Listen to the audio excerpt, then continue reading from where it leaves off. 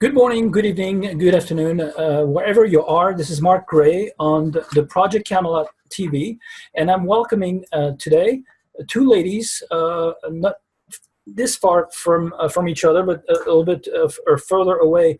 I'm based in Normandy, and Lauda Leon is with us tonight, and she's in BC near Vancouver in British Columbia, Canada. And I have also a returning guest, Eve Lorgen, whom I had on a few months ago. We had some technical glitches, and I'm going to try to get this show going a little smoother than last time. With Eve Lorgen, she's from in Asheville, North Carolina, correct?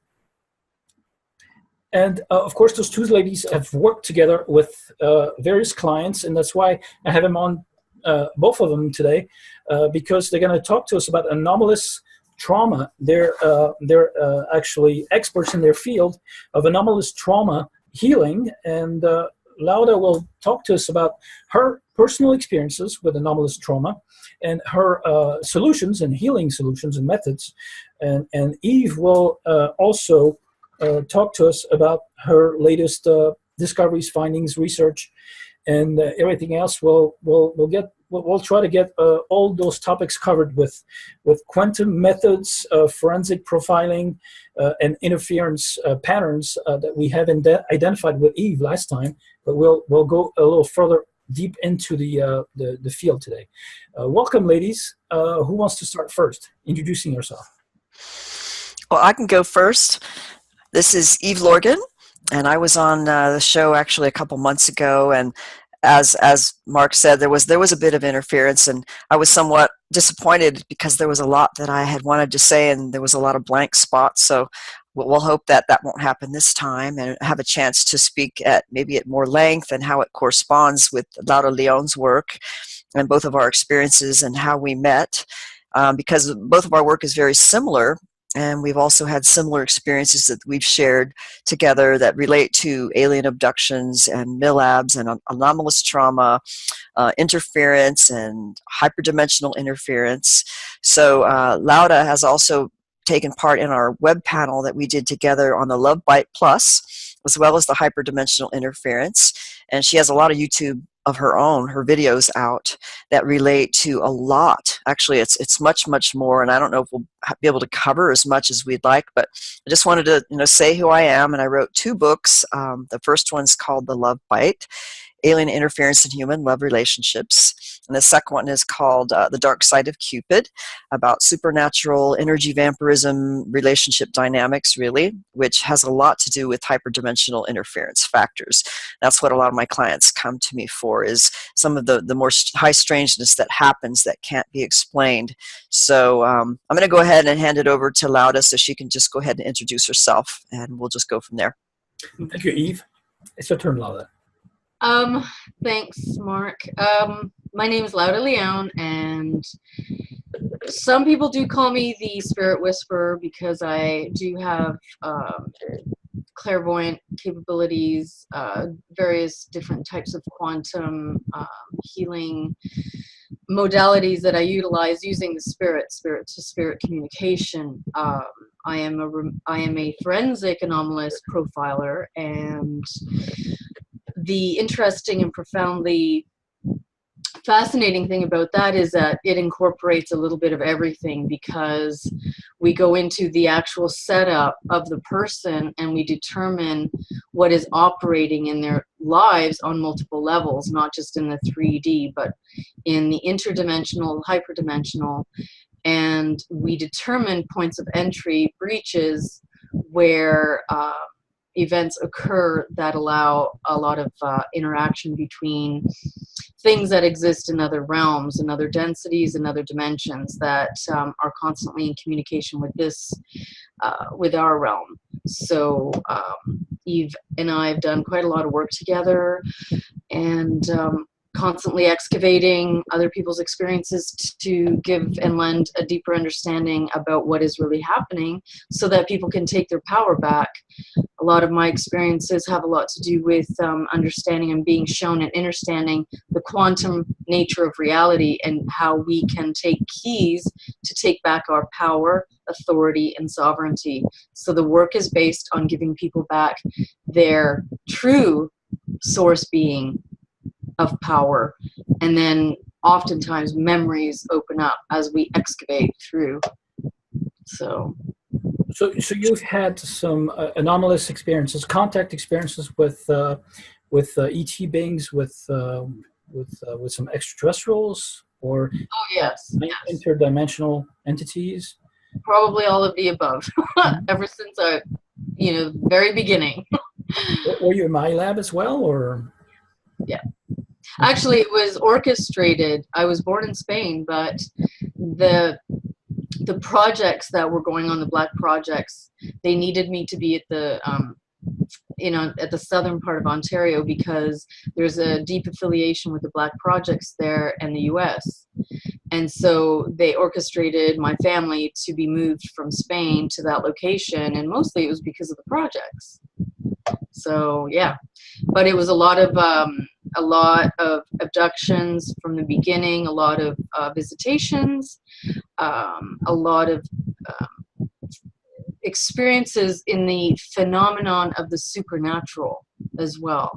So, and my parents were witnesses to much of this as well. It was many of the things that we experienced were the setup was within the family, but there's always a prime. So even though the setup is the family and they follow the family through generations and they follow the lineages, there's always a prime in each one that they target.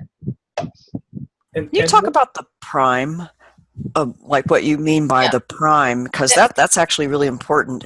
Yeah, and it's actually their terminology, because the prime means that there's the key holder of the blood gifts. So all of your abilities that you have that are in your DNA, and the majority of them are inaccessible on this frontline personality reality, but they're able to harness it. So the primes are the one with the deepest amount of power that have retained the purest amount of the lineage DNA in origin of that power. So that's why they call them the primes. So usually in every family there's one prime. So yeah, so you talk about lineage. It's always a transgenerational, right? And the context, the anomalous experiences. Exactly. Right. I mean that works itself out too with alien abductees who are multi-generational in their families, where maybe one of the parents is taken, but not all of the children. Maybe it's one of three or two of three, or they'll take the cousin, but it's not all of them. Sometimes it's just a particular one or two. Exactly. And they know this. They know this upon entry. So as soon as they don't even have to wait for the child to be born, because they know it upon inception in the uterus. So they know what they're dealing with, and they know who the primes are, and then the setups begin, right? And so they've tracked this. They have this technology that they've been using for, thousands of years, and then they sold it to the governments and the projects in exchange for technology. Right. So this collusion between governments is important. With some alien beings, what factions of extraterrestrials would you say, or have you encountered are colluding with government, with the shadow government, actually? In my experience, there's many, actually, many. The question I was asking, who wasn't? Oh. Which one actually weren't, because my experience is that from meeting and interacting, a lot of the the reptilians were involved in the shadow government. The Greys are involved in the various different kinds of Greys, by the way. There was like the really tall ones that are almost like a blue, and they have a long neck, and they have I think they're related to the ancient Egyptian gods. So they're working with the government as well. I think the Pleiadians are working with the government. In my experience, the Lyrians were always in the position of warning or trying to warn, to try and have some kind of working with the government to counter all of these, these interactions and these alliances that have been going on. I had experiences where I was in meetings discussing all of this, because the problem was that they were making contracts with not almost all of them that were coming in. So only few of them were representing the Universal Council. And as far as the Universal Council is concerned, they don't want to make alliances like that with the government for exchange for anything. Because so what's the Universal Council made of?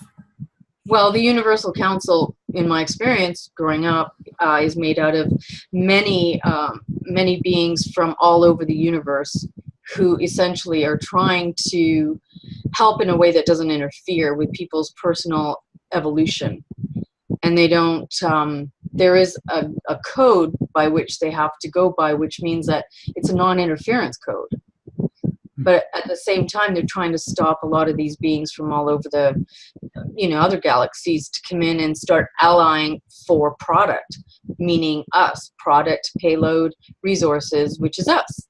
And these alliances are abhorrent to the Universal Council, because it is a black market. So it's a big farm. It's a gigantic human farm. Yeah. And we're being harvested for our energy, or meat, flesh and blood, or emotions, or souls. Emotions, psychic ability, gifts, God codes, you name it, depending on who wants to buy what, right? A lot of these alliances, I mean, if you're going to be exchanging people for technology, which is what they've done here, it tells you, and it's an indicator of what's really operating. And the fact that the governments chose to ally with that and not a benevolent non-interference, because they had nothing to gain. They weren't going to offer them any technology, because they knew that they would use it for power, not the kind of power that's good, the kind of power that would keep people enslaved. So, the Universal Council had no desire to play on that medium, but everybody else, they were in on it. They were like, sure, we'll give you this technology. You give us, these amount of people. They must have access to limited technology. Otherwise, they would be gone for a long time. Well, although they may have colonies in other dimensions, or have open portals. When we talk about burns. Oh yeah. And but they would never give us what they really have that they're using. They give us, their ancient version technology, but to them, to what we've known here, it's a lot. So what they could give us, which is Tinker Toys for them, for us is a lot. Right, exactly. But this dimension, who holds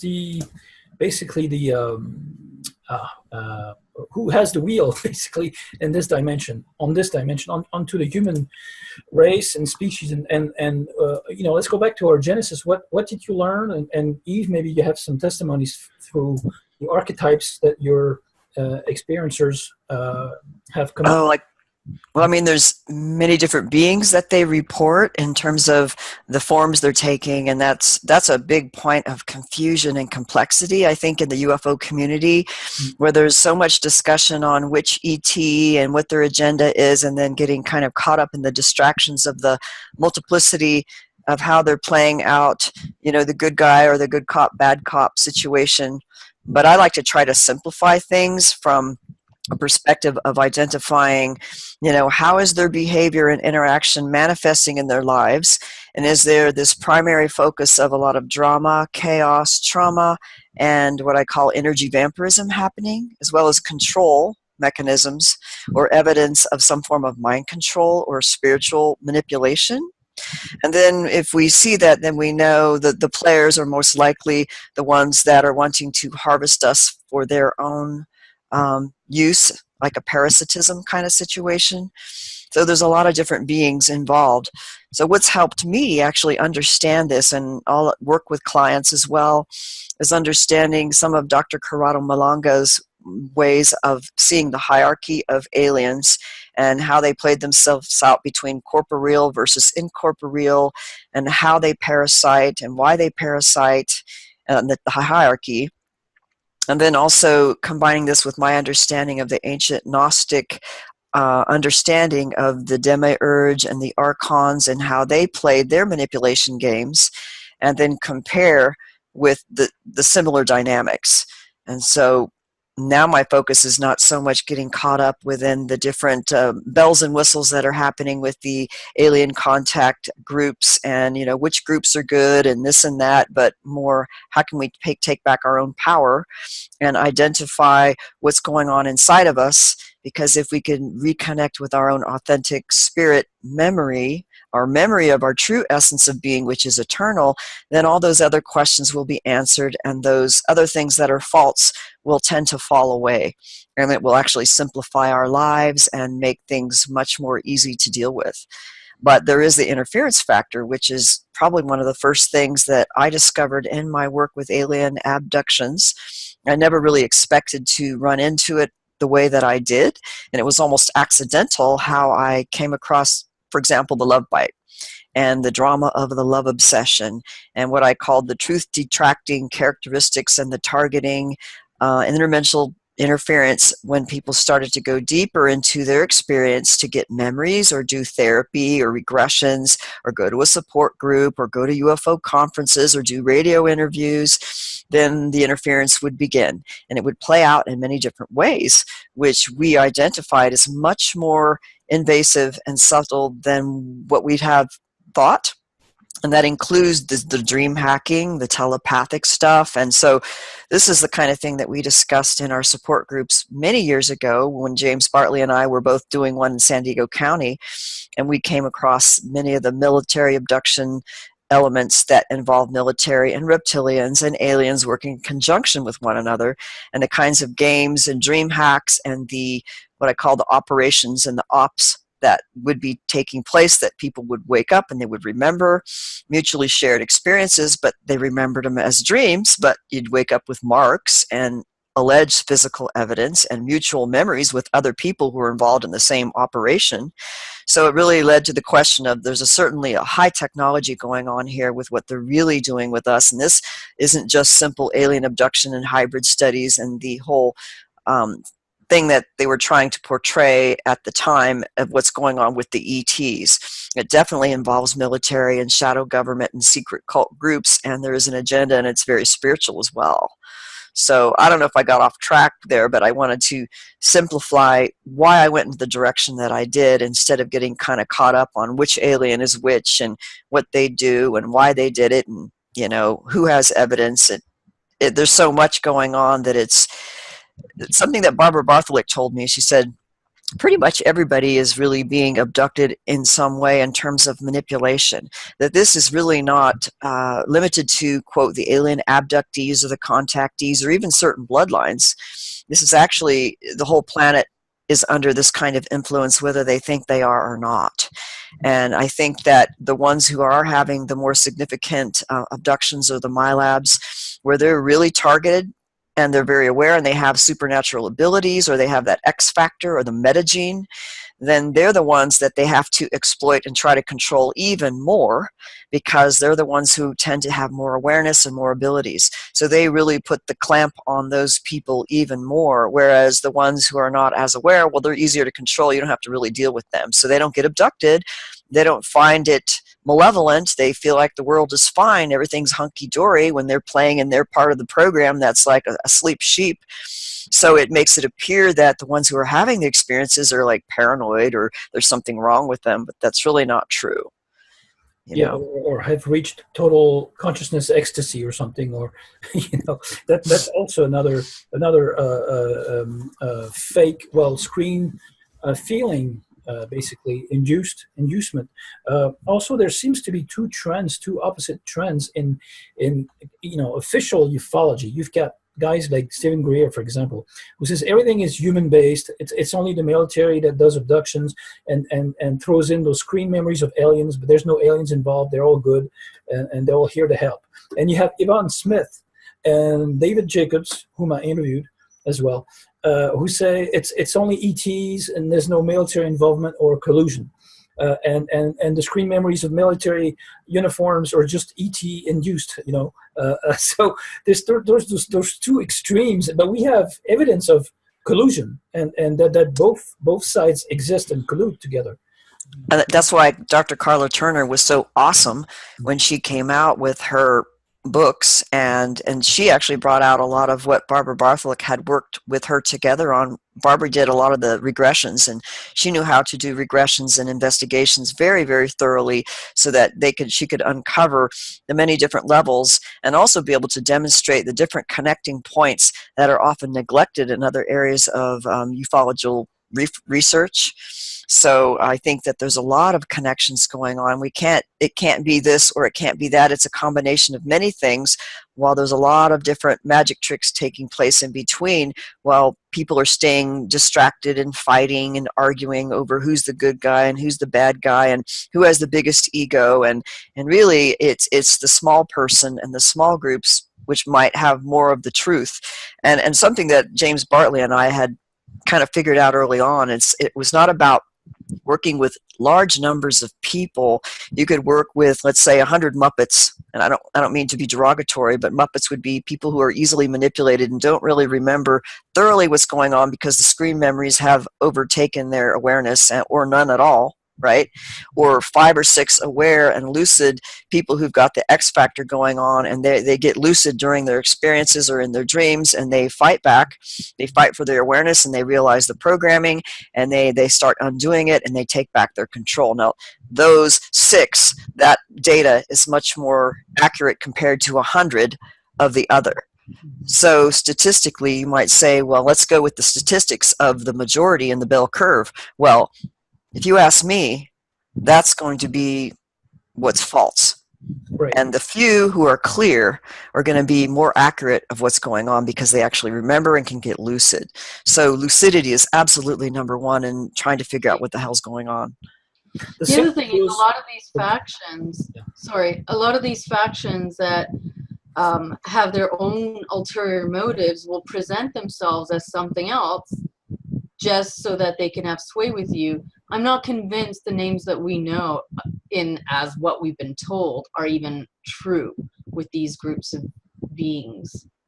They're going to just give us whatever they want to, and that's going to form our own perception, which is a type of brainwashing in the interaction, which sets the stage for their actual ulterior motive, which is not what they tell us. They're never going to reveal what that is. So names, names of species or origins, Ashtar or Pleiades or Venus or Assyrians. That's very trendy too, and it's very similar to the my last month's interviews I did with Wayne Bush about NDEs. The NDers, you get the same feeling that very few of them among the thousands of NDE testimonies have seen through the veil and the filter that was put in front of them, with the false light tunnel and the screen memories of their parents or loved ones, and also beings or false guys, Jesus, Mohammed, Buddha, and Vishnu, all types of archetypes. And sometimes they observed, they even saw some type of technology on the other side that was bugging. Was going around in circle like a wheel, and the thing would show Jesus at 1 second and flap to another divinity, and it's just adjusts to your cultural and religious background, or sometimes not even. But the thing is that comes back quite often is that on the other side you have access.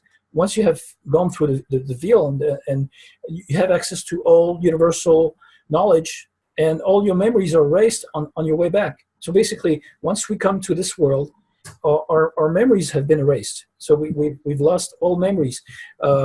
Isn't that the evidence that we're in a farm, basically a gigantic farm. And when you look at David Paulides' work, on the missing persons in national Oh, yes. around the world, and I was in an interview with Juan in Spain yesterday, and we also talked about the amount of people that were disappearing every year in Spain, in France, same thing in Belgium. Thousands of people disappeared just from the map. It's just this is just another evidence that we're in a farm. So that's why the experiencers are very important, because they have conscious memory. Yeah. Most of them, of their meeting with the shepherds that are invisible, basically. And this brings me to that when I died when I was 13, and the experience I had, which is interesting. You're talking about that, because I had drowned when I was 13, and this is how I learned about the false light, and the mechanization of death, that it's actually a machine, the way it all works. Because when I died, there was no light. There was no anything. It was pitch pure. I mean, it was like a void of darkness. But it was not terrifying. I remember as I was dying and everything went dark, I was asking myself, well, where's the light? Where's the light? Everybody's talking about the light. And I thought something was wrong with me because there was no light. And in fact, when I calmed down, and at this point I had drowned, I had just calmed down, and it was the most beautiful experience I ever had. When I had the void, I call it the deep, I felt like everything outside the deep was what was manipulated and untrue, and nothing could penetrate the deep. So you could just go into the deep and go anywhere. It was the most perfect stillness experience ever, but it baffled me because the programming was that you would wait for people you knew, you would wait for the light, everything would happen, and you'd be taken care of. So having that experience at 13 was what showed me the reality versus the trap, and the machines that they use with our, quote, fire bodies, which they harness. They harness that to create the technology that they use against us to trap us when people die, including the whole game of reincarnation. And, they keep you occupied with that so that it's a hamster wheel. But it's a technology that they're doing this. Yeah, they want us to come back, basically, to reinvest the farm and keep feeding whatever their appetite is, which we know about. You ladies have dealt with what they feed off of. We get to run into those all the time with the reports I get with the love bite or the dark side of Cupid, where someone was in a relationship with someone else who displayed these energy vampire characteristics, but they're very dramatic. It's because the other person is actually hosted by a non-human entity or something working through them that literally vampires their energy and throws chaos and all this dark energy into their lives. And they have sociopathic and narcissistic types of behaviors, but there is a dynamic that you can identify. But oftentimes this is sometimes mistaken for a twin flame, because the sexual chemistry and the connection on the soul level, and even the telepathic and the synchronicities, is very profound with some of these beings that are working through humans as hosts to basically create these relationships that is a major vampire operation. So it's learning how to work with that and identify, what's a true twin flame versus was one of these manipulated things, because it can hurt people very badly. It could kill them. And so it's dangerous, but you can identify it once you know what it feels like, what it looks like. And they're really out in full force now, I could tell you that. And the trauma bonding that they do when they target people to unite like that, the targeting is contingent largely on having a past life with that person already. So you already have a foundation established. And then the trauma bonding is that much stronger because you may not be aware of it, but you do have all these past experiences of depth with the person. So you don't know what's true or isn't true because your memories are being, it's like you're having double memory. You're feeling the past life experiences with the person and the genuineness of that. And that gets technologically hijacked in a trauma bonding form to be vampirized. So it really, really confuses people. Yeah, so you can. That's the feeling some people have sometimes when they meet whom they think they've known forever or for in a former life or a previous life, past life, and maybe it's just a false memory or something, a screen memory. Sometimes it is a false memory because I have heard that before from people who realize that they actually had programming just so that they would meet with another person and then they would be used as a team in certain super soldier kind of situations where two MyLabs would be bonded together, and the programmers would do anything to make sure that they got together because they wanted to use them as a duo because they were stronger together as a team. So some of what I wrote in the Love Bite in terms of why are they doing this? Why are they bonding some people together?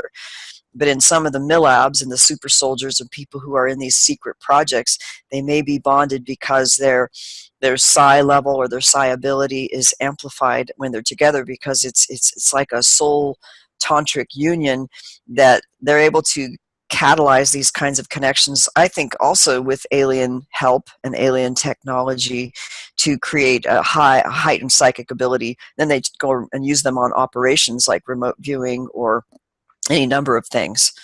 So that was one reason why they put them together, or why, let's say, a reptilian was put together with a female MyLab and had a sexual encounter where the Kundalini was activated, and then right after the reptilian left, then the military would come and take them and then use them on military black ops.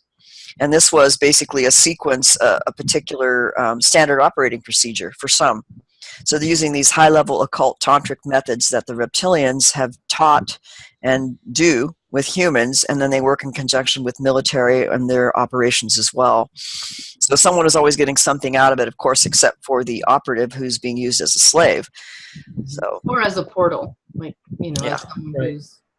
And that's in the anomalous experiences. When you see the mass hypnosis that people watch an event or a worldwide event like the Olympics, or a concert with Illuminati singers and occult artists, that drain energy out of you, or sexual energy mainly. Actually, they love to feed off of that, and a lot of flyby saucers have been seen in stadiums, flying over stadiums as if they were. Yeah, I remember there was there was a man that James Bartley knew in San Diego County who used to do, like, raves were really big in the 90s, where the kids would get together and they'd have music and they'd party and take ecstasy.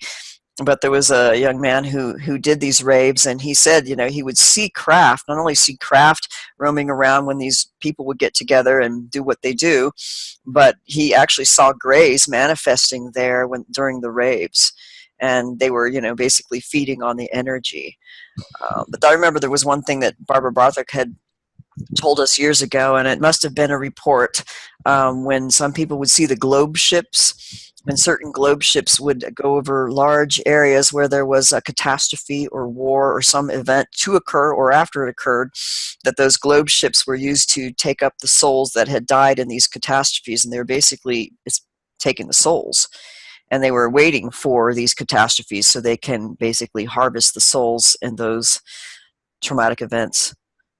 What would you say, both of you, or either one of you, to the people who say we are creating our own reality, and basically the ETs are just a reflection, a mirror image of ourselves, and we're creating them in our own reality? What would you say to that? Because I know to me it's 50-50. It's just we create. Yeah.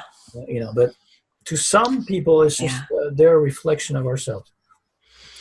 Well, I mean, I do believe that we do create, and we're dreaming our reality to a certain extent, but I think it's a co-creative dreaming that's occurring. But I think as we become more aware and more integrated with our eternal spirit in the eternal now, we have more control over what we're manifesting by being very mindful of what we're believing and what we're feeling and who we're interacting with. But I still think there's a level of uncertainty and entrapment here while we're in the body, and that there's certain things that just because of the laws of what we're living in here, basically we're in a war zone and we're in occupied territory. So when you go into a game that's run by someone else, we got to play by the rules of the game. Or if we've come in incarnation, sometimes there are people who have gone under regressions, for example, and they have found that there were certain soul agreements they had to make while they came in, and there was certain agreements for them to be in this family, and this would happen and that would happen, and then they had to abide by these agreements just to be here, which pulls us into a game of other rules and other deities and principalities which are in rule here. So there's a certain level of uncertainty and control that exists on the earth. Even different places on the earth, there's different principalities where if you're in one location, you may have much less freedom in your life than if you go somewhere else, and it could be the spiritual principality alone that's the reason for it. So that's a big topic, and I don't know if Lauda wants to share on that. Yeah.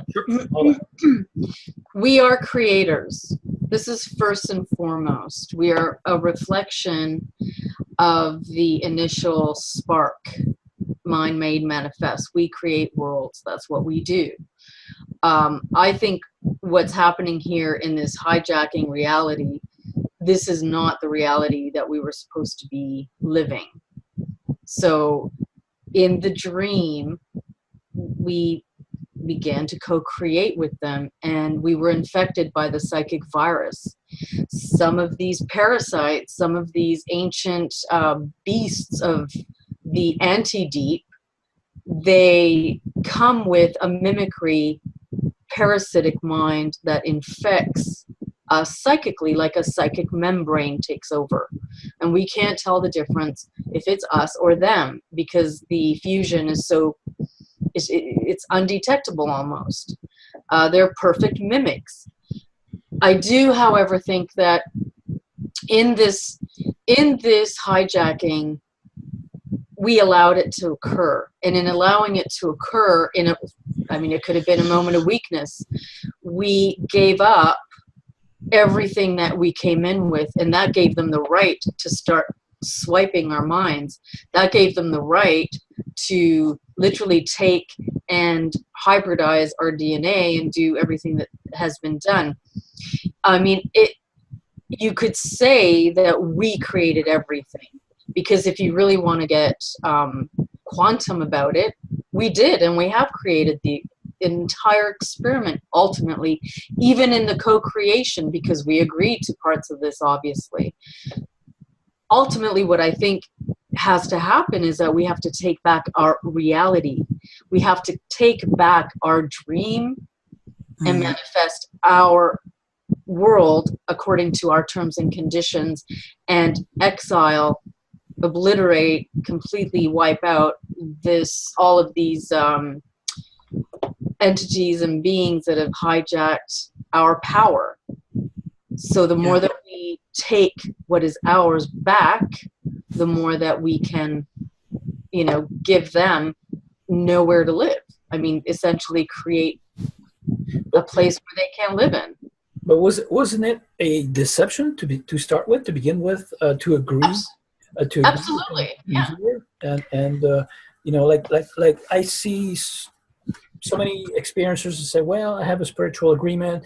I made a contract with the entities that have been abducting me and hybridizing me and so forth. So I'm part of the experiment. I agreed to it.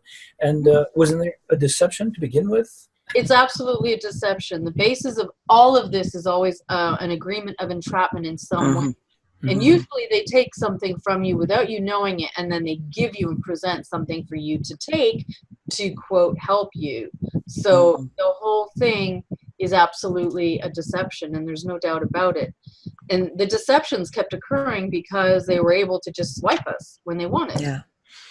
It makes you wonder what happened in the very beginning, because I've heard this by other researchers. For example, there was an original creation where it wasn't the synthetic overlay matrix hologram like it is now, where it was meant to be more of a playground with people who had light bodies and might have had androgynous nature, and that at some point there was an infection and an invasion that occurred where the androgynous ones, the spirits, were literally split, and then the power of that was taken to empower the ones who were invading, and then it was like a type of entrapment and infection that was like it's a forced agreement of entrapment through war and through deception. So I think a lot of the scriptures try to put a lot of blame on, the origin in terms of the sin and the fall and everything. And I think what we're noticing now in clinical practice is obvious deception and entrapment that it seems like it's totally not fair. I mean, it would be like they have this long agreement that you have to sign, but in the fine print, they tell you all these other things, but they really don't let you know what it is. And they try to sell you what you think you're getting a good deal, but it's really a shitty deal. It's more like that. Sort of like a life insurance agreement or something. Well, they tell you can decorate the farm and everybody's happy with that. Basically this is what it is. Everybody knows it's a prison system. Everybody knows they're enslaved, but everybody seems to be just happy to decorate their, prison cell. Yeah, the Stockholm syndrome. Yeah, exactly. Yeah. The Stockholm syndrome. That's pretty much what mankind is all about. But I think there's something underlying this, okay? I think ultimately we have to ask ourselves, what is it that human beings fear the most? And that answer has everything to do with why they allow themselves to be trapped to the extent that they have been. And what they fear the most is to be responsible and accountable for their own universe, to be accountable completely to every choice as a creator, because that means there are no crutches, no denials. You have to take your entire life fully and be in charge of every choice you make as a creator. And I think humanity is terrified of that. They're terrified of their own power, and only a few are willing to really stand in that, because that actually means that you are confronting everything on the basis of your sovereignty, your authority, and the power that brings. But you need to be sure about what that is before you do it. And most are afraid. So they want the shackles. They want the golden handcuffs. Well, a lot of times in the quantum healing modality where we go to the origin of the trauma, and sometimes, let's say someone prayed and asked for help. Anybody help me? So one of these hyperdimensional beings said, sure, I'll help you. And I'll be your guide. I'll be your protector. And then that being links into them and acts like their guide or their childhood friend. And it's really, maybe a reptilian or a Draco or another being that links in and vampirizes their energy or directs their life in such a way that it actually pulls them away from the wisdom of their spirit, and instead they're dependent on this particular guide. So that actually has happened quite a bit in sessions where, let's say if I take them back or I take them through a guided session and we're looking for an origin cause, a lot of these beings will masquerade as, oh, well, they're their protector, they're their guide, and they're really just a parasite. Right. And those guides have all the shapes and forms that we can imagine that pleases their target. What about angels, archangels, ascended masters? Are they just another species of fallen angels?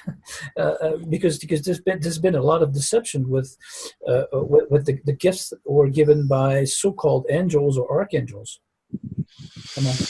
Yeah, that's a big one. I mean, because I still believe that there's good ones and there's ones that are using deception to carry out whatever agenda they have. And there have been, I mean, even in my own life, I've had angelic intervention to help me. And it was very clear and it was, profound. And I felt like it was good. And I know that Lauda has also had supernatural intervention of a definite several times. where, you know, warrior angels came to intercede. So I think there are good ones that do intercede and help certain people, and there are good and bad. I also think that some will do good, okay, to make themselves appear like they're benevolent. But, you know, so I think it's not as clear cut. Some, yes, I agree. I mean, I've had many experiences. I also think a lot of these experiences can be us quantumly from our future selves and our true being coming in and doing a lot of these miracles that happen. So, you know, the question about truly, well, the word angel never existed, by the way, either. That's something that's relatively a new term. In history, those that had wings were typically the serpentine, you know, reptilian Dracs, yeah. Those are the ones that had wings. And it's depicted in Sumeria, it's depicted in ancient Egypt, it's depicted all over ancient civilization. Nobody else had wings. So angelic, the word angelic is a relatively new term it just didn't exist. In the Bible, the quote angels that are there, they didn't have wings. They looked like humans. So they shapeshifted into humans and they would just come to you as a human form. I think that this is an inverted reality. So much of the fallen forces operate here for the most part, I think.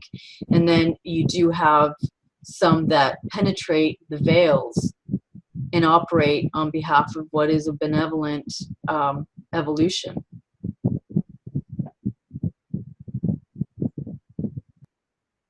And penetrate the veil. That's the right expression.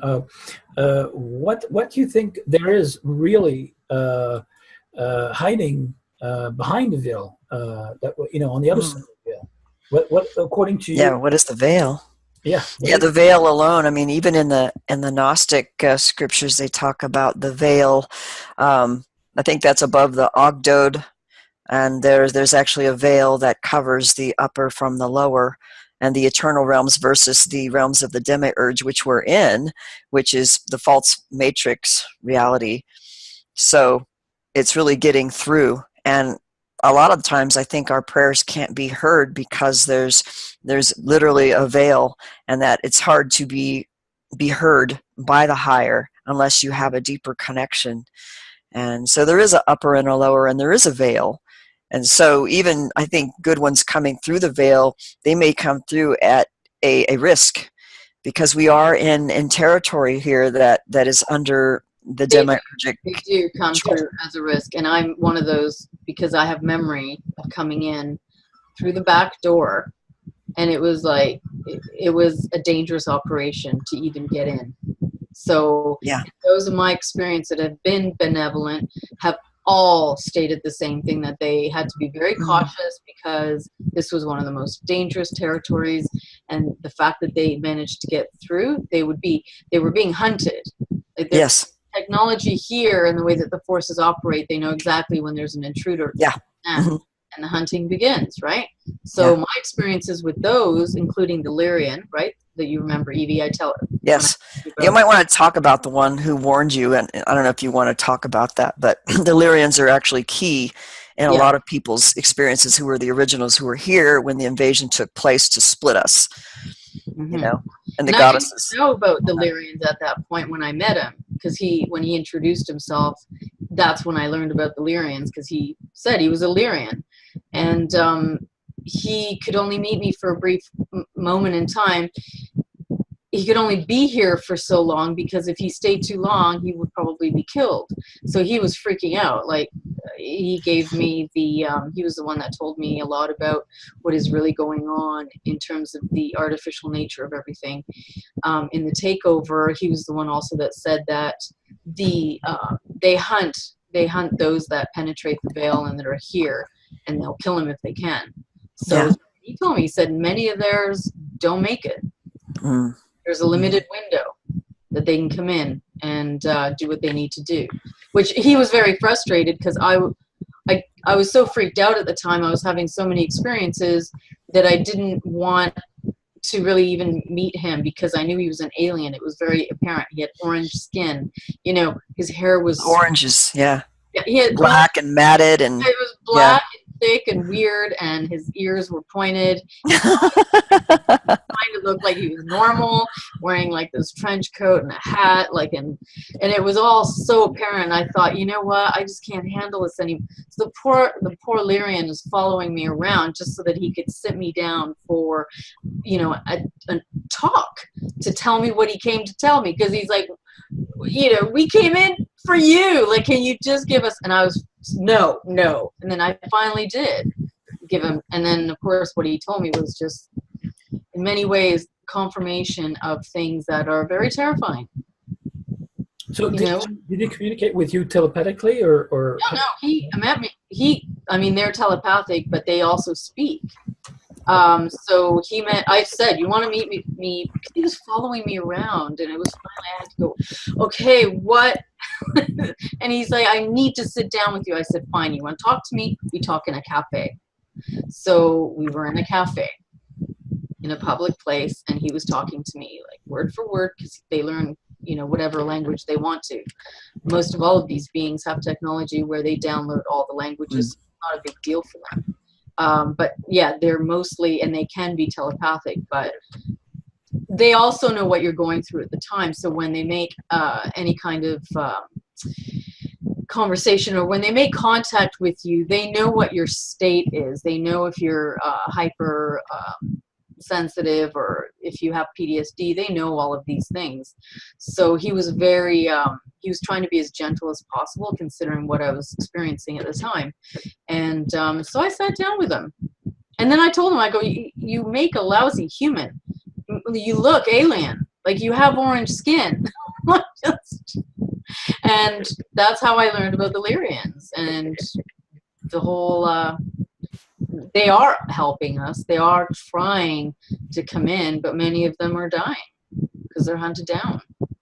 And can you even maybe consider that it was another type of speech to convince you that it was a very positive contact, so that, you know, there's some positive reports out there, but like for healing, you know, healing sessions, for example, there's been e-healings and stuff. Interference, yes.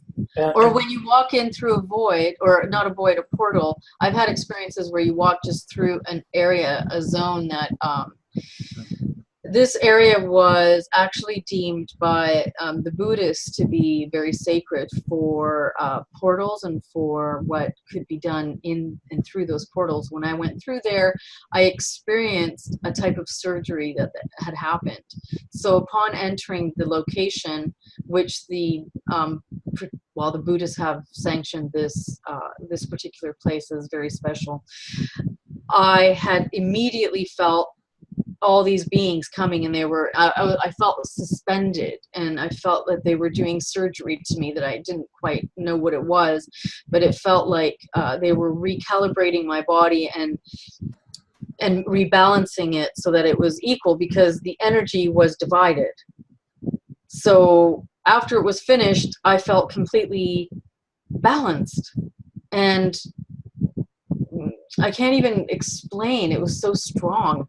Like, I hadn't felt that for years. So yes, I think that we get help in many ways like that. So, and I think in essence that they have to do it that way to protect themselves as well. The next question is, you know, whoever wants to answer, isn't there a goal to keep a certain number of us here on this farm, and they do need to maintain a baseline of positivity and hope alive to keep the slaves asleep from rebelling and you know, keep them hopeful. Could this be just another deception inside the 3D that's been hacked? Absolutely. Well, I mean, Absolutely. it's obvious even in the 3D world with the government and no aliens at all, that they want to keep us dummied down with technology and TV and mind control programming and the vaccinations and the chemtrails and the whole 9 yards. But there's so many ways in which that could be done. And I think a good study of mind control especially MK Ultra and trauma-based mind control and the high-level occult sorceries that are done. It's good to do a study of that so that you could actually tell when that's happening to a group of people, or even in the alien or the ET contact experiences, to really take a closer look at that. And I think a lot of earlier reports that were done in ufology, they didn't really know, like in the public arena, they didn't know about the trauma-based mind control, MK Ultra, monarch programming, and the high-level bloodline stuff. Only the secret people in the cults really knew about that. So when a lot of people, let's say in the 50s, had these experiences of positive ETs, now, you might want to take a look at it from the perspective of a mind control operation that was being done to cull the population into believing in them so that they could allow them entrance into our reality to do whatever they're doing. So they could put on the positive thing, or they could put on whatever they want, as long as it gets our agreement in.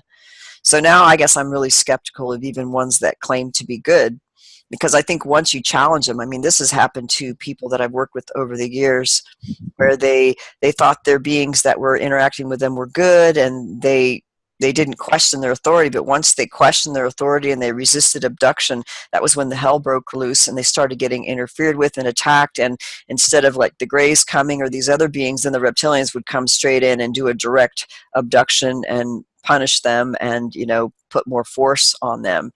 But if they don't resist and they play along with the program, they could be happy-go-lucky and nothing traumatic may even happen, and it makes them believe that everything's fine. And even in a case in the Dark Side of Cupid that I put, I think it was one that Barbara Bartholick had given me, but it demonstrated, a woman, how she had a classic abduction on her way to work, missing time.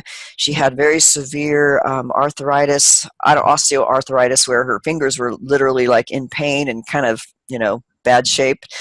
And the beings, when she was on the craft, they actually healed her hands, so that when she came back, she knew something had happened, but she had completely missing time, no memory. But then what did they do to my hands? They healed my hands. But then along with all that came a lot of other interactions, which were definitely invasive and very deceptive, and it opened her up to a more demonic element that existed altogether in her experiences.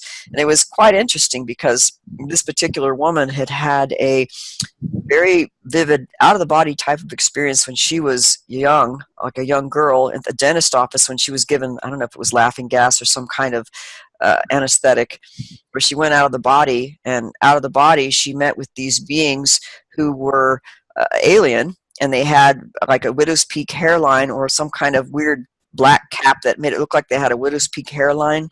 And they interacted with her as if they knew her and were just basically visiting her during this out-of-the-body state.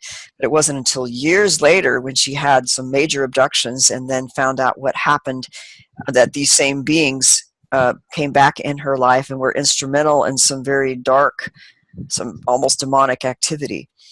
So these beings had followed her all life long. And all these elements occurred together, including the wonderful healing and, a channeling, and then near possession. And boy, Barbie wasn't even allowed to even share this case in public, because they would just, throw her off stage. Well, demons exorcise demons. And we know that so often what you will see in all of these other, religions, you've got people with demons exorcising demons. Yeah. And that happens, and you see that in the New Age Love and Light community, where many people claim to be healers, and they may be able to do some things, but then the person doesn't necessarily become healed for very long, and then maybe worse things, like 7 more demons come back that are worse, and so those kinds of things are happening. And I actually had brought this up in another interview. Not only that, but the blindness, how in the love bite, for example, or in one of these twin flame things, or we think it's a twin flame, and that we're blinded by the love and blinded by the light. Well, the blinding by the light also takes place in some of these near-death experiences with the false light matrix. And so this whole element of being blinded by the light and also being blinded by love. And what does that tell us about our perception and our discriminating wisdom? That element of our spirituality has been hacked or is lacking, or we've been corrupted and infected to such a degree that something else is taking over, so that the true discriminating wisdom is not allowed to come forth in our being.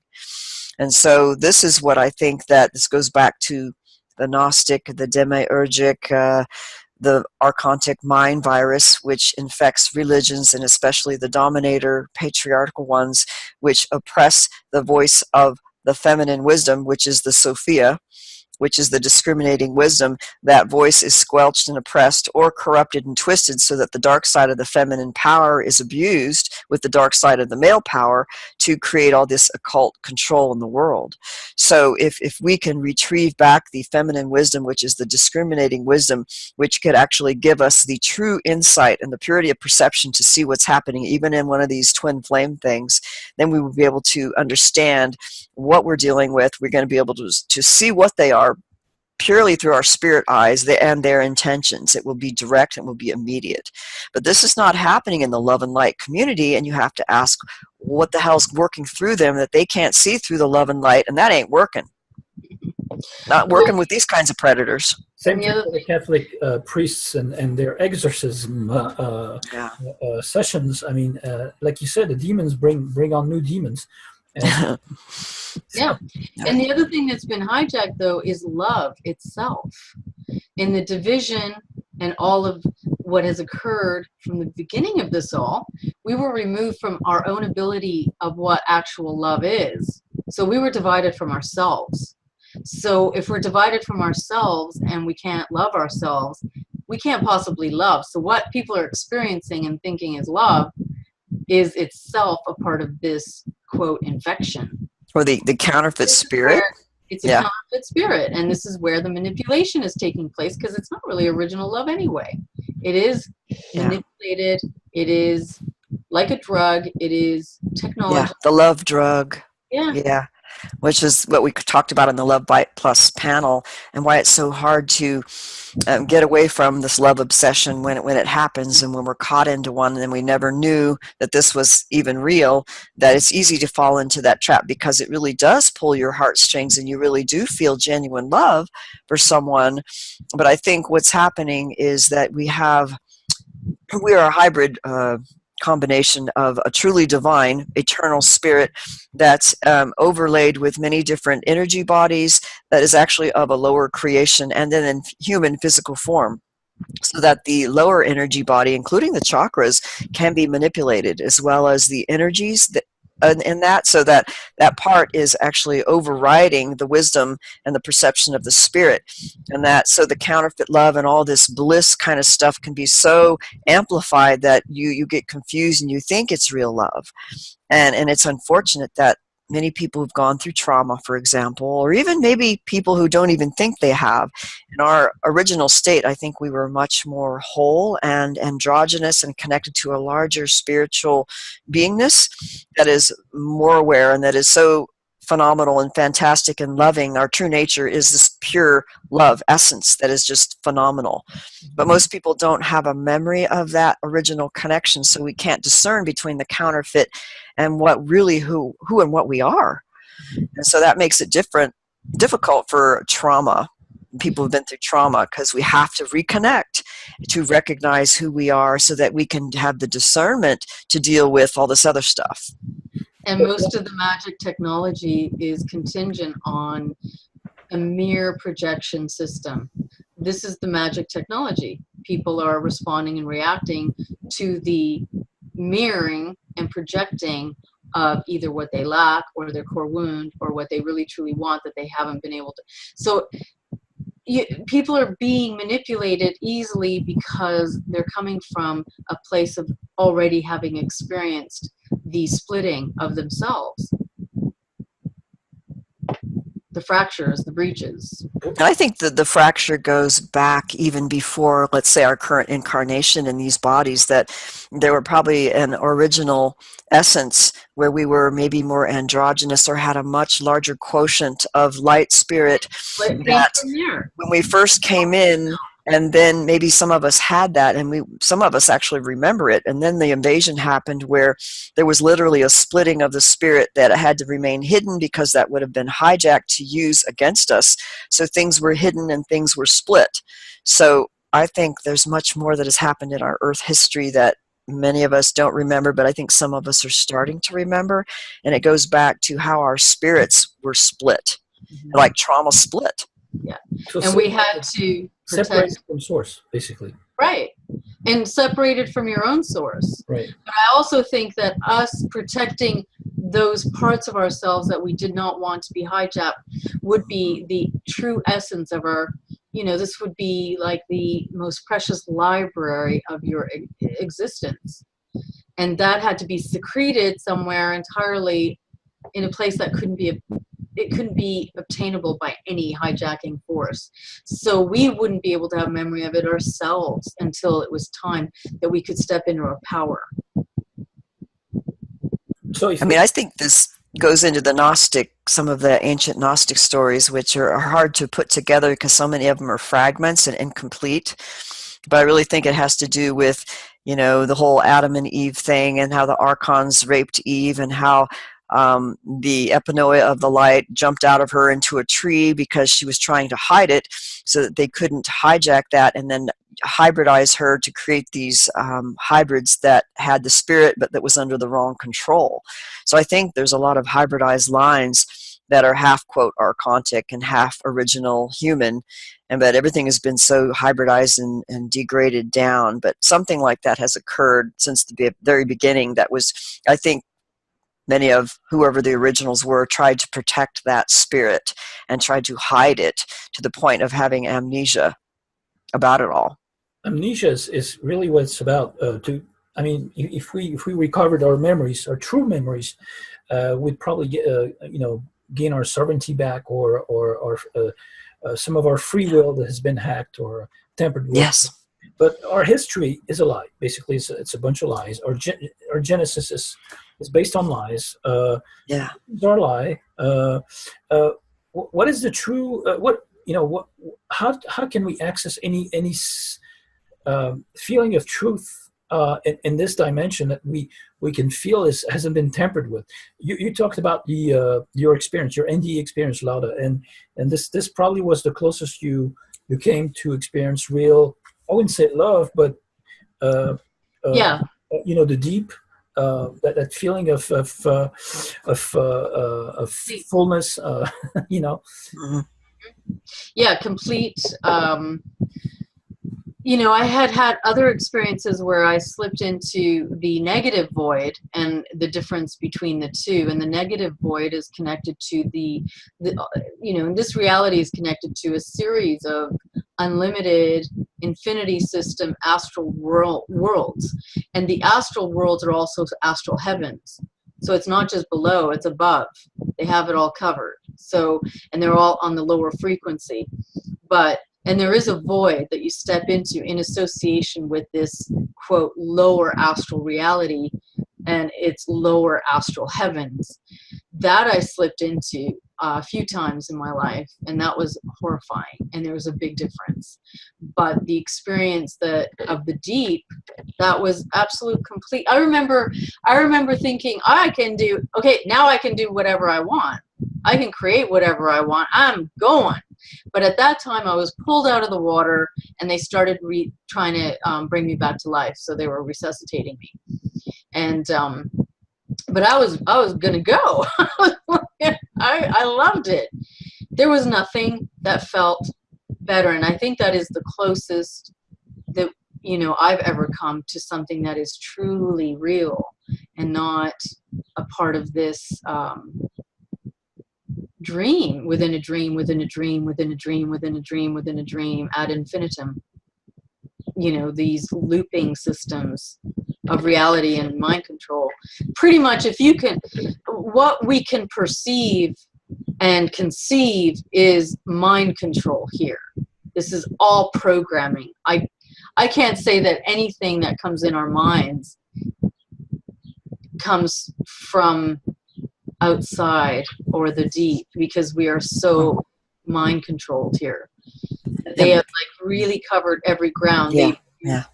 And the magic that they use goes right into our the way that we perceive on all levels. Yeah. With a connection to all of the experiences that we have on, even temporally, even utilizing time travel. This is all, it's all mind magic. It's all. Yeah. And so what is ours? What is really ours? Exactly. When it comes to here. Precisely. And it's not an apology for our behavior as humans, but if our thoughts and behavior are really hacked into and not depending upon only ourselves as creators of this behavior and those thoughts, and they're not self-engineered, it's like fake channeling messages. I mean, like oh yes, yeah, or the whole mind parasite thing that of course Carlos Castaneda made it popular to talk about the flyers and the foreign installation, which is really similar to the archontic mind parasite that is actually has become a natural part of who we are in our physical body as well as our the lower energy bodies. And that when we start to discover what that is and how it plays itself out, it could even program us to project a reality that it wants our spirit to project, because it has its own agenda and it works through us, just like the alien parasites will work through a human to use our spirit as a battery to carry out its will and its life. It's like we are the host for its life to continue its consciousness because it really has no life. So it's something similar that happens. So there are people that I'm corresponding with who are doing deep self-exploration in terms of undoing, let's say, the very high level mind control programming that happens on a much more subtle level in our psyche. And it's not just simple, let's say MK Ultra, where they give you a program command, after a trauma, but this is something that's much more sophisticated, that if you do things like Jungian dream analysis and you get lucid in your dreams and you start calling out or intending on, facing your own shadow or alter personalities or parts of yourself versus the watchers or the foreign installation or what is acting like artificial intelligence programs, then you're going to start to see this manifest itself out, not only in your dreams, but you're going to see it manifesting outside of you. And I'm beginning to think that the incorporation of the artificial intelligence technologies and its invasiveness is much more profound in this era of computers and cell phones and television and Netflix, and there's ways that I recognize it when it's operating, and in how reality is literally being created. There's a telepathic link that makes several things happen simultaneously as a result of one thought, that there's no mistake that there's something happening that's a type of infection that takes place that's actually pre-existing in our minds as part of actually being human. So it's being able to identify it, how it plays out in the dreams, and then actually confronting it and disempowering it with fearlessness to basically have the larger aspect of your eternal spirit take control. Take control of the program and eliminate the illusions and the programming. And then when you start doing that, it keeps trying to reinsert itself and reinsert its reality, and it'll happen around you, people around you, or it'll happen in your dreams. And when you start to recognize this, it's actually a phenomenal exploration of discovery.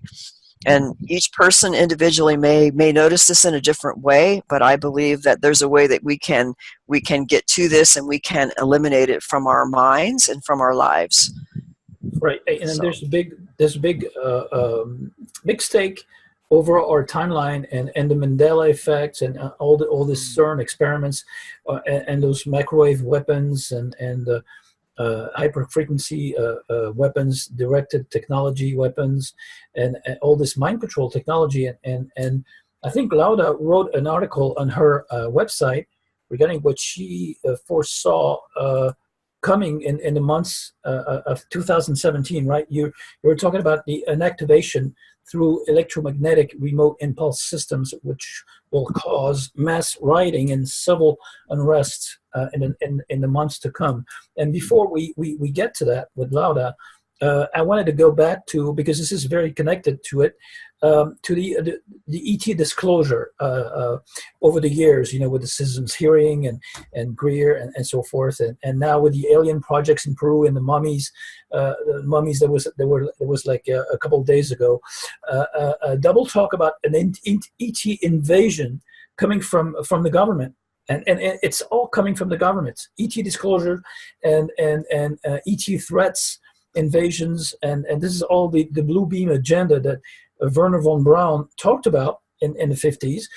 Bill Cooper talked about in the secret government, I think, or shadow government, and also this Canadian journalist that died prematurely at an early age. What was his name? Serge Monast talked about it, and many people talked about the blue beam thing, and Reagan talked about it at the NATO, I think it was the NATO, the United Nations Congress, in a speech, and he said, "Well, if we were all unite, if an ET invasion or something like that, that nature came to invade us, all this building up to a one world government and one world religion, and this is what you probably meant and saw in your visions, Lauda, right?"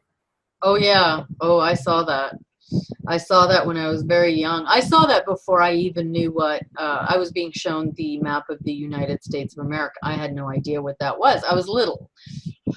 I'd been shown everything that was to come ever since prior to coming in here. So when I was actually birthed into this body, I had full memory of that. And so the visions kept coming and I kept being shown. And there were markers.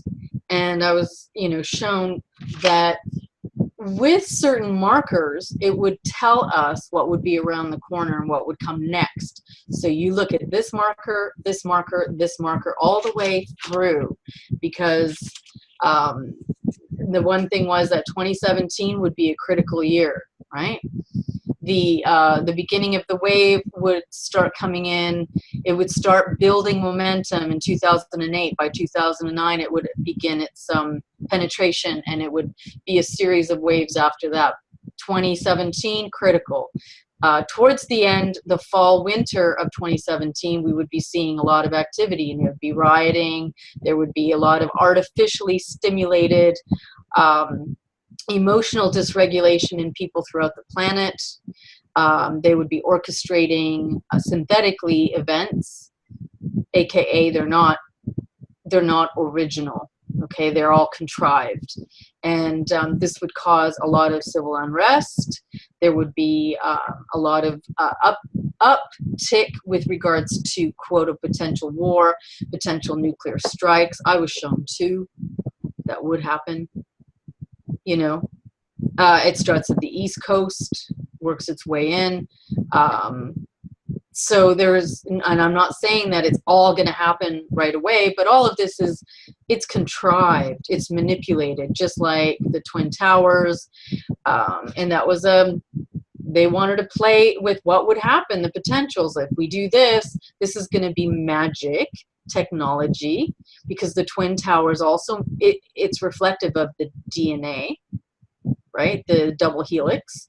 It's all of this super subtle connecting with all of these other levels of our reality. And so this is what I was shown, that they were going to be causing using blue beam. And a lot of what they were going to be doing with this quote disclosure is all blue beam. Right. The real beings aren't going to come out until the really heavy duty stuff happens. Right. So they may introduce the some ET species or factions as saviors. Oh yeah, they're going to do that. They're going to play two against each other, but they're both on the same side, so that the world is going to be checkmated. Just like human politics. Right. Always created dual sides, and they all work together. It's like the world war. All world wars were funded by the same banksters, and they were all allies. The Nazis. And they're going to cause catastrophes. Right. And they're going to be large enough so that the population is wounded enough to lose any faith within themselves or within, and they want them to be within the system as well. So when they cause the catastrophe, the food shortages at that point will be affected, the gas will be affected. They're going to tell people, oh no, well, you know, come to us, we're going to take care of you, and this is just another trap. And then, you know, from there on, it's going to be a series of events. It's like a domino effect. And this whole good cop, bad cop scenario with the aliens, with the disclosure, it's all manipulative. None of it is, you know, towards, I mean, I've seen some really heavy, I've seen some really heavy stuff, but towards the end, the real reptilians do come forward within the war. Okay, so at that point, they're not going to care. This comes reminds me of something that I heard about. The good ones are going to be Palladian-like, by the way. They're going to be that kind of Nordic, beautiful, shimmering white hair. The shining ones. The shining ones yeah. that are just, you know, spellbinding. And they're very vampiric, by the way. They have a charge in them so intense that people are magnetized to them. People are just pulled. Yeah. Very vampiric, but it feels really good. Yes. And these kinds are very tricky because I know people who've had interactions with them and they seem like these most wonderful, sometimes Nordic, but they feel good, but then they actually take energy from people and they do it in rituals and they're connected with some reptilians and others. But it's easy to hide. Nobody would ever know because they could create the bliss because they have that in them, but it's stolen energy, you know? Yeah. And the world will be in a spell because of exactly what you said, Mark. It's synthetic manipulation, synthetic telepathy, and drugging. You know, mass drugging. Actually, they showed the year 2017 in a Tom Cruise movie called Oblivion. I was told that a few times. Okay, interesting. Well, there is also a reason why they have a lot of the planet still taking and consuming fluoride when everybody knows what fluoride does. I have been shown also that they will be adding something different to water to further pacify the populations at the beginning of all of this so that, you know, it's another form of easier control. They have already test piloted all of this in various different places and catastrophes throughout the world, which served to them as, you know, all the information that they were collecting was essentially for everything now, for this real end time agenda. Like what they did in the concentration camps, for example. Yeah. From 2047, from World War I even, set the stage for this end time agenda. And they knew it. There was a couple of very astute people in politics back then, prior to World War I, who spoke about it. So, interesting times. And you know what? If you're not in charge of your consciousness, if you're not in control of your vehicle, and if you're not driving your conscious vehicle, something else will. Yeah, exactly. Yeah, we have to take control of our vehicle. It's not that easy. Some people talk about suppressing your chakras that will disconnect you from the matrix system, control grid. Is that viable, or do you advise to do that or not? I really don't think you have to do that because, okay, we are energy. Everything in the universe is energy. So energy is energy. Now, the body is their technology. They've hybridized it. They've made the body exactly the way that they want it so that it can interface with the reality they created. This is what the physical body is. So although the chakras are manipulable, we are energy. And if you hone into your spirit and you're operating on your spirit, you function more as a beam of light, like a full beam. You're not as easily tinkered with through the chakras when you are, again, in control of your consciousness and knowing that we're energy and that what we manifest is through energetic communication and energetic intelligence through the heart, spirit, then you override this. I don't personally ascribe to playing with your personal chakras, because that tells me you haven't dealt with your core wounds connected to those chakras, which is where and how you've been manipulated. So there's a part that you just need to focus on core wounds, period, so that you can get over it all and really discard the narrative of your life, which is based on the synthetic matrix. Once you've done that, then you're not really going to be manipulated through those chakras or those meridians. You're going to be in charge of your own being as a, you know, as fire. You're fire.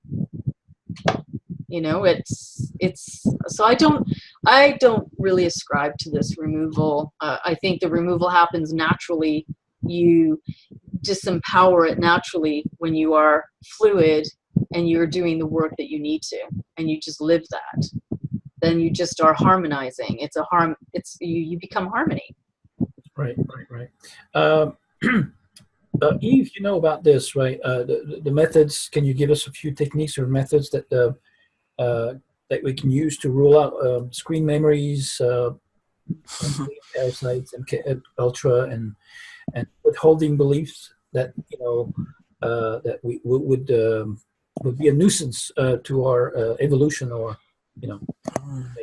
I mean, I really think we have to really look at our core wounds and our blind spots and what emotionally triggers us in certain repeated patterns in our lives and our relationships. And really, I mean, it's all about trauma resolution and truly releasing what may be causing blind spots in our consciousness and in our energy bodies, because that creates blocks in our chakras as well, in our whole system.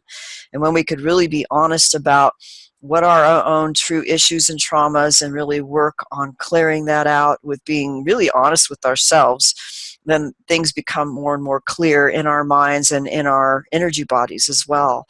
I'm an advocate of lucid dreaming and using the dreams as a means of deeper exploration.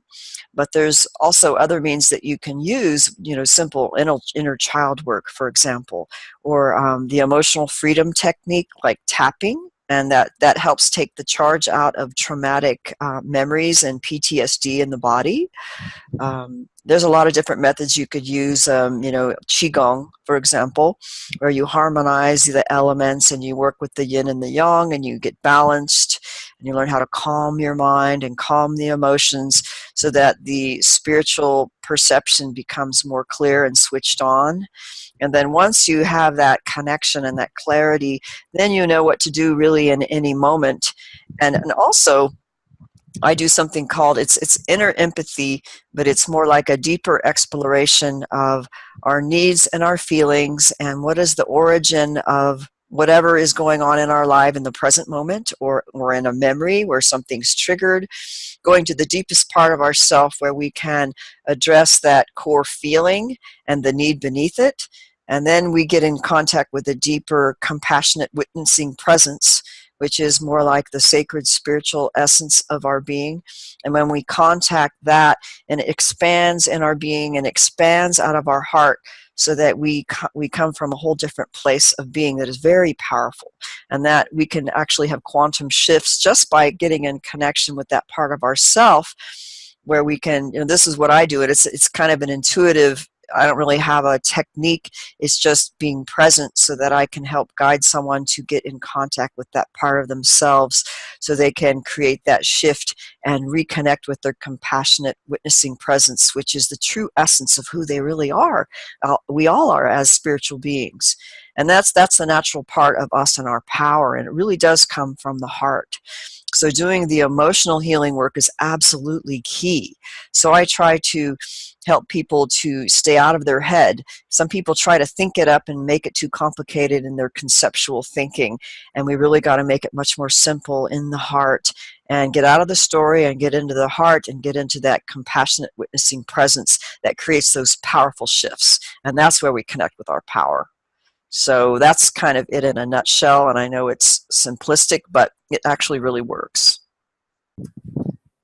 So, ladies, this reality is holographic based, and some say that we're we're in a dream, and the reality is on the other side, on the outskirt, on the outside of this matrix.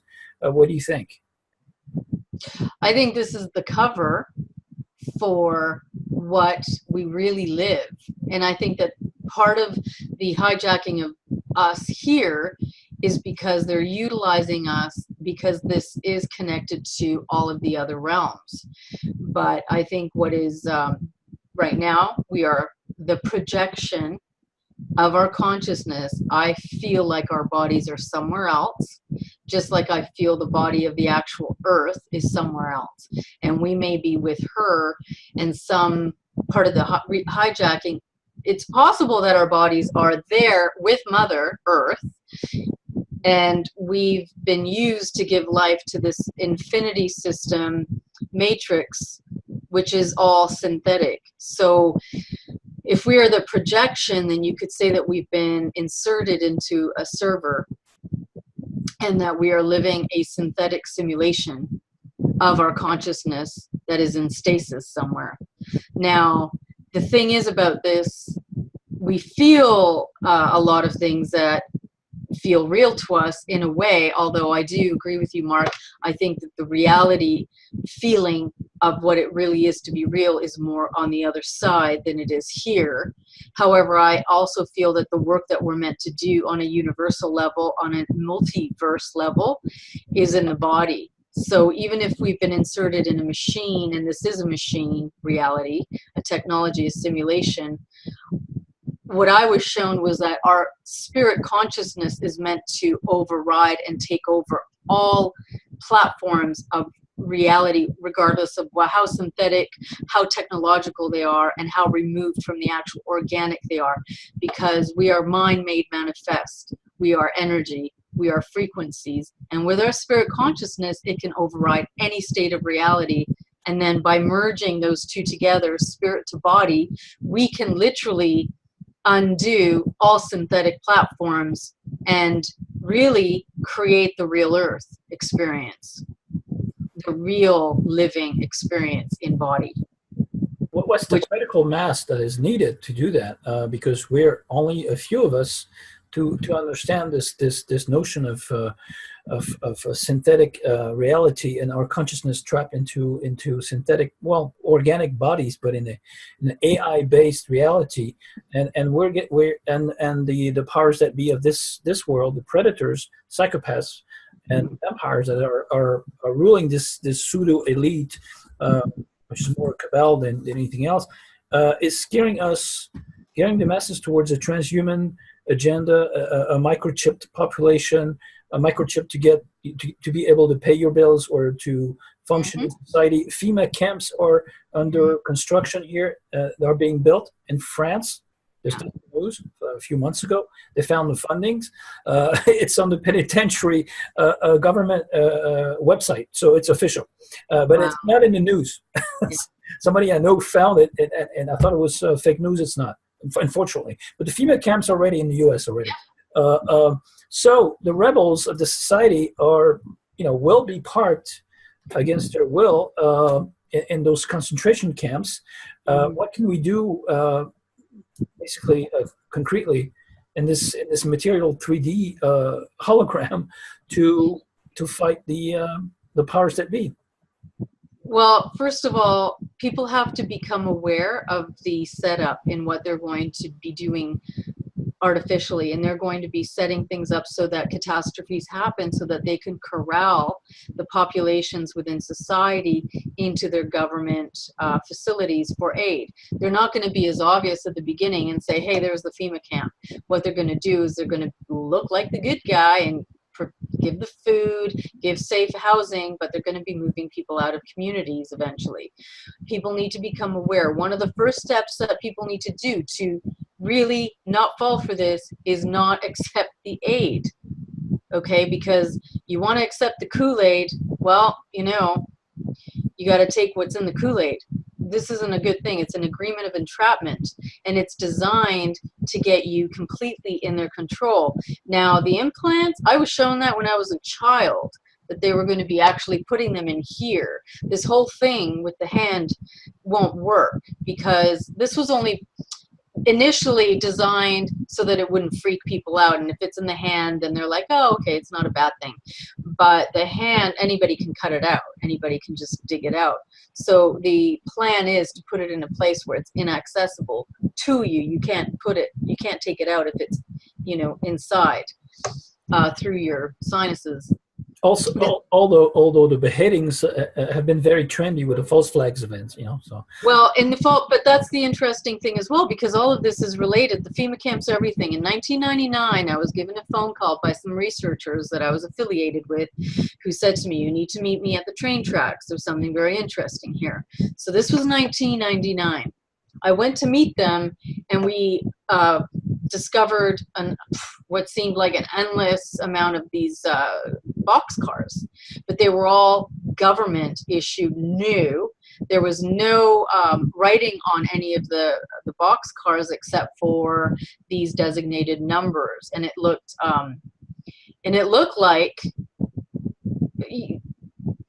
very suspicious. So we did manage to get into one.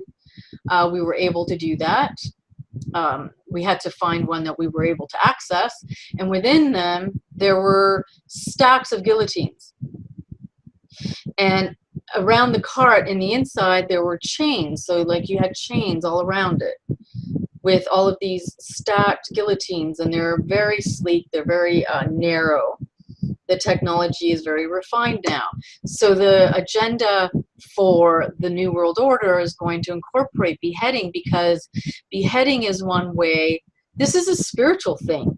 They know that beheading a person means that they are able to capture the soul, harvest the body, because the body still functions. So they can just, remove the organs and whatnot and save it and do whatever they want. But they also know that on the soul level, they can capture you.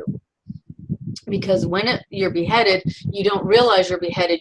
Your heart's still going for a few moments, and you're still extremely conscious. This is part of the web. This is part of the net that they're going to be using. And so this is the reason why beheading throughout history has been so popular with the magicians, right? And you bring it back in. So, if that was in 1999 that I witnessed that, this is now 2017. So, part of people becoming wise to what the plans are is knowledge is power. Don't buy the carrot. Do not buy the carrots that they give you, because you're going to be pinched uncomfortably. Start getting your own food, unperishables, get, beans, lentils, whatever, water. Just be smart about it so that you're not put in a position where you are going to perish. And the only option is to go to the government and to accept what the government gives you. So this is how we take it back. Everybody, if they do their own thing and they don't put themselves in the position of vulnerability, then they'll have an option. And less people that go and buy the carrot, the government's going to be, well, what are we going to do next then? I mean, the FEMA camps aren't going to come in right away, by the way, until the real disasters happen, and the plagues, the viruses, the biological warfare, which they're planning as well. So all of these things, the worst parts of the FEMA aren't until later. But they want to groom you. They want to seduce you into believing that the government is good and they'll help you, and that these mock catastrophes that are going to be completely orchestrated are going to be so that that the government's there to help you. But really, depend on yourself. Go to your friends, your neighbors, create society together, and start literally forming a community that you can rely on, that you don't need to ever go to the government for. Going back to the beheadings, they haven't named that Islamic group ISIS for nothing. ISIS, it's all the Masonic ISIS deity and goddess, and it's not the Israeli secret intelligence service, like a lot of them say, but they are crisis actors. Sometimes there's fake beheadings and state. Beheadings also. I've seen those decrypted in some online and on some alternative websites, and it's you can see the Photoshop work and the crisis. Well, we want to terrify you because it really works when you speak that. And they've already staged massive cyber attacks just recently. I think this is just a prelude to get people acquainted with the restriction of the internet. This is what's going to happen, and the cash is not going to be circulating in 2018 because there's already a law written in the European Union for 2018. So really, people who want to buy something will have to get microchipped. Oh God, really? Which is what I was shown as well, by the way. They're going to be slowly removing cash, and they're going to be also giving indicators that there's a problem with gasoline as well. So that if there's going to be shortages all of a sudden, they're going to start doing things like that. So yeah, the ideal is cash is illegal, right? Nobody has cash anymore. Well, people, start buying silver and gold. Start actually doing something that is going to protect you against all of these, quote, plans of control, which is all totalitarianism, eventually. That's their aim. Right. So this is all the material stuff. On the psychic level, Eve, what do you think is maybe happening ahead for us? Well, I think it's a similar scenario, and our spirits are probably trying to prepare us for those of us who are going to be going through these things.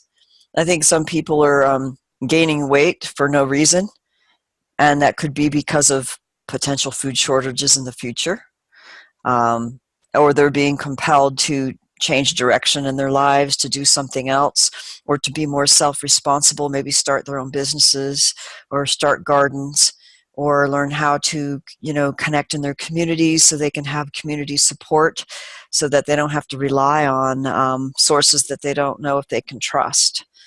So I think community support and relationships and really knowing how to self-support and be a self-supporting communities would be good.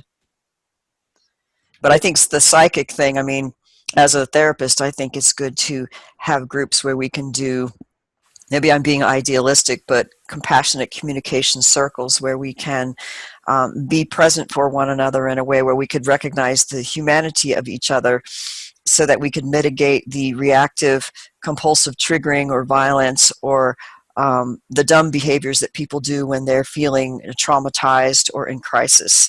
And that there's ways that we can come to our own solutions through our own spirit and through our own interconnectedness and support so that we actually learn how to communicate effectively by the rules of what I call compassionate and nonviolent communication.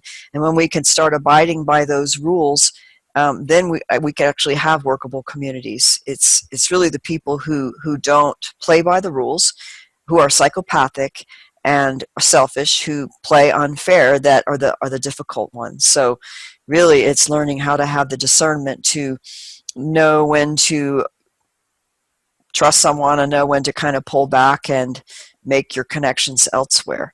And you have to have the discernment by connecting with your spirit to know, to basically intuit someone's intentions and probable reactions to certain situations, which is really almost like a military mindset, to be honest. Ultimately, I know I hate to say it, but for against warfare. What do you think of this method, which I'm exploring these days with some researchers, one in New Zealand and another one in France, about reprogramming our water molecule, because we're made of water. We're a body of water, and intentions injected to this water inside our human containers, envelope, can change everything. Can heal. Can change the intention, on the inside, on the outside. What do you think of this method? There's a lot of ways to work on the water molecule. Can I just say something? Yeah. So, yeah, I love this. I love Dr. Emoto's work, and Dr. Reif also, who did a lot of frequency work. And it's absolutely true. The proof is there. Dr. Emoto has thousands of pictures that prove this. And the same way that we can literally reprogram our cells, because we are water, we can also reprogram nanos. We can also reprogram the waves that are the microwaves that are coming, because we're energy and we're a frequency, and water amplifies, by the way. So when we reprogram that, it's an amplification of the frequency itself, which means we can override and reprogram everything. We have to start utilizing and how to use our power, our energy, our visualization abilities, our skills in detecting, discerning energy. The thing about this matrix is they have designed it so that people rely on 5 senses, when in fact we have hundreds and hundreds of senses, if not thousands. So this is the part of us we need to be in contact with and working in. You know, and I think their work is amazing when it comes to showing you the proof of that, of what that does. Yes, I was thinking also about the Dr. Bob Beck's method. I don't know if you've heard of it. He created the Beck protocol. It's like a bioelectric protocol designed to help the body heal. He's using electrotherapy technology to basically, I think, heal blood cells, you know, the water inside the blood cells, electricity, micropulsing and blood electrification. So it's magnetic pulsing applied to basically your blood. So you drink ionic colloidal silver. That's one of the steps, and you drink ozonated water. So there's all kinds of techniques in this protocol. And this lady in New Zealand called Veta Austin, she also has a protocol for a high alkaline based high pH water over 9 or 10 pH, and which actually helped her heal from a terrible accident that she had. So you know, this water research is fascinating, because I think that it may be one of the solutions on the material level that also has an influence on your psychic abilities. You know, so. I think that's brilliant. I think that's absolutely brilliant. I don't know if anybody's done live blood. Have you done live blood, Mark? No? Evie, live blood? Have you ever? No? Okay, so I've done live blood. And you have a super electron microscope, which basically looks at your blood cells. And you can see what is within the blood cell, the electricity around the cell itself. You can actually witness it. When I had that done, I was actually manipulating the cells from a different room psychically, which fascinated the doctors. And they hadn't seen that before, so they began a series of experiments with me, because I could communicate with cells and I could do things with them. They were putting people in that had live blood, that had cancer, and that had other illnesses, parasitic illnesses, and then they would have me in a room. They never told me what was what. I would have to write it down. I would have to work on it and do the visuals, and then they would record it, literally record what the blood was doing in response to what I was signaling and communicating. And you could see it. You could see the connection. You could see the cell changing and healing. So it was quite fascinating. So yeah, what you're saying is absolutely, I feel like a part of all of that is vital for everyone. And I also feel that the government has purposefully hidden all of this. And they really didn't want us having this kind of power to do this and to give this aid to ourselves.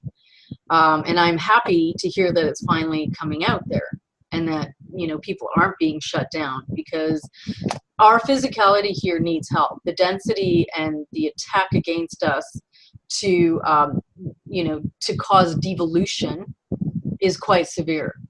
So we need something like that. And the more of that information that's out, the better. And we need to take action, because the all the new agers are saying, oh, we'll just wait till we ascend to a higher density level or high dimension. It's the right time, and it didn't happen in 2012. So it's not happening in 2017. But what do you think? And it's not going to happen like that. Just through meditation, we're not going to. We can do just through diet.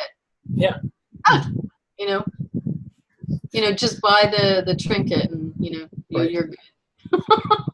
So Eve, I'm going to give you the final word. What would you what would you have to say for this happy summertime season?